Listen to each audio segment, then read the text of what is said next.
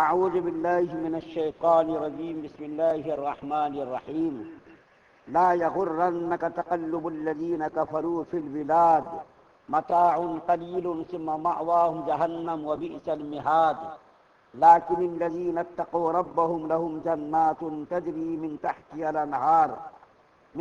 الأنهار خالدين فيها نزلا من عند الله وما عند الله خير للأبرار۔ تجھ کو ان کافروں کا شہروں میں چلنا پھرنا مغالطے میں نہ ڈال دے، چند روزہ بہار ہے پھر ان کا ٹھکانہ دوزخ ہوگا، اور وہ بری ہی آرام گاہ ہے، لیکن جو لوگ خدا سے ڈرے ان کے لیے باغات ہیں جن کے نیچے نہریں جاری ہوں گی، وہ ان میں ہمیشہ ہمیشہ رہیں گے۔ یہ مہمانی ہوگی اللہ کی طرف سے، اور جو چیزیں خدا کے پاس ہیں وہ نیک بندوں کے لیے بہت ہی زیادہ بہتر ہے۔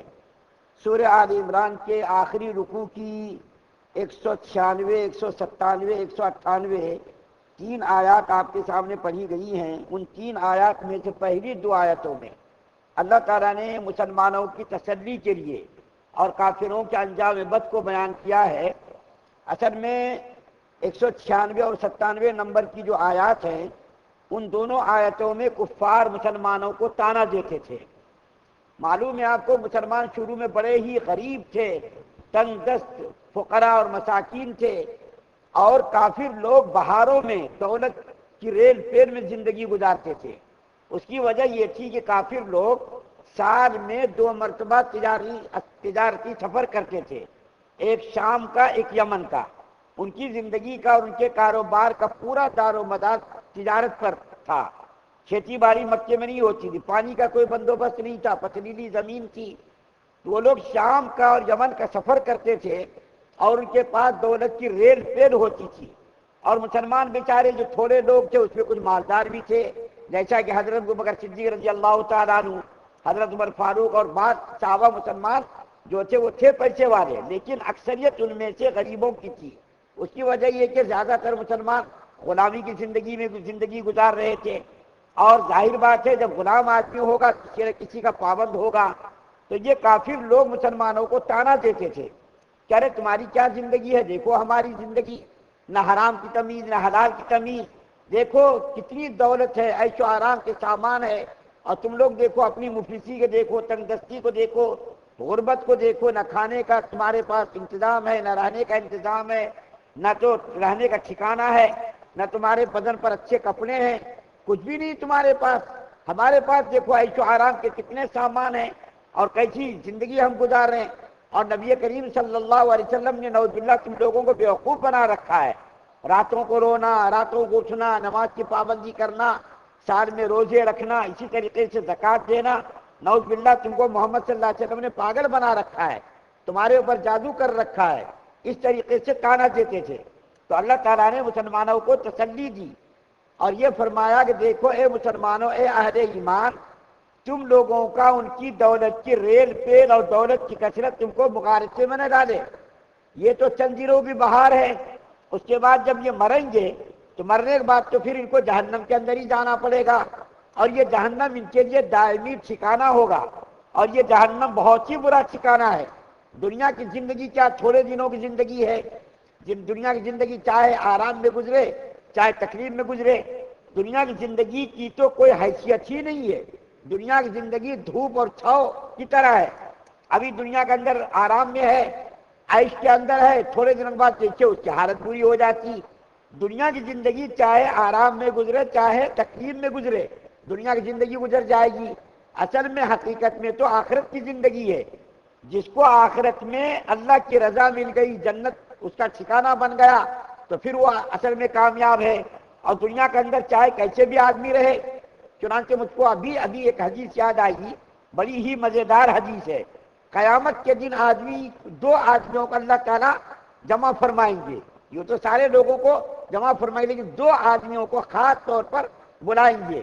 ان میں سے ایک آدمی تو ایسا ہوگا جس نے کبھی دنیا کے اندر کسی تکلیف کا منہ ہی نہیں دیکھا ہوگا۔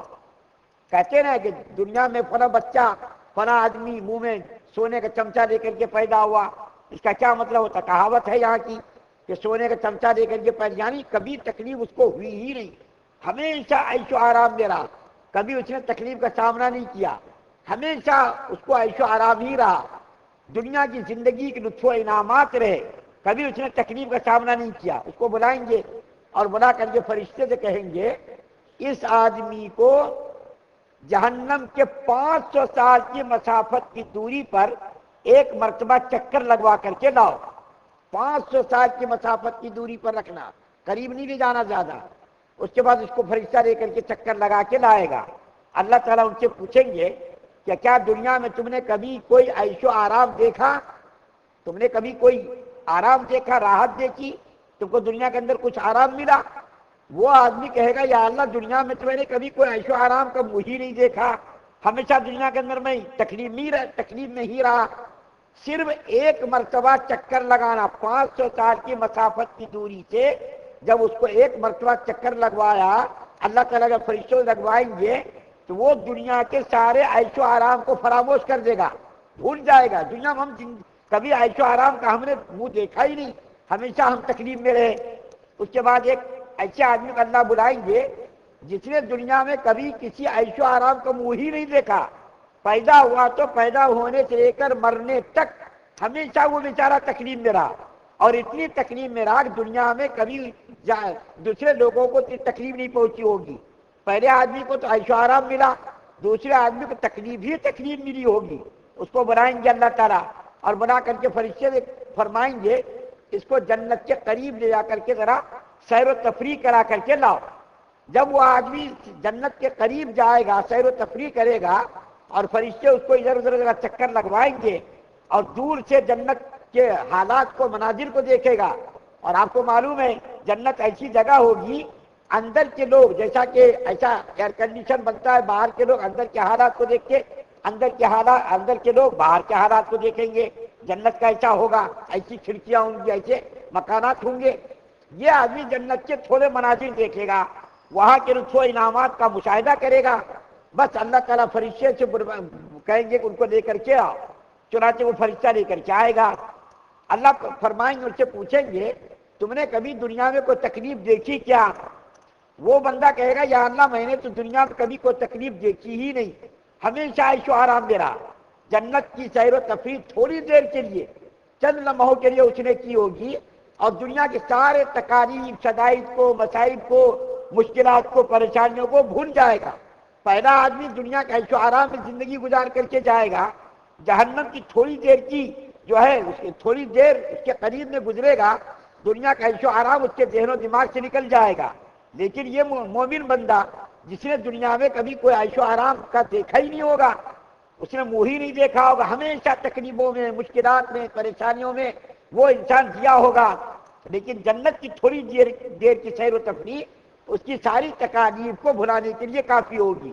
تو اللہ تعالیٰ کیا فرما رہے مومن بندوں سے کہ مومن بندو تم کو ان کافروں کی عیش و آرام کی چیزیں اور ان کے جو ہے ان کے دولت کی ریل پیل اور عیش و آرام کی بہاریں تم کو مقارضے میں نہ ڈالے۔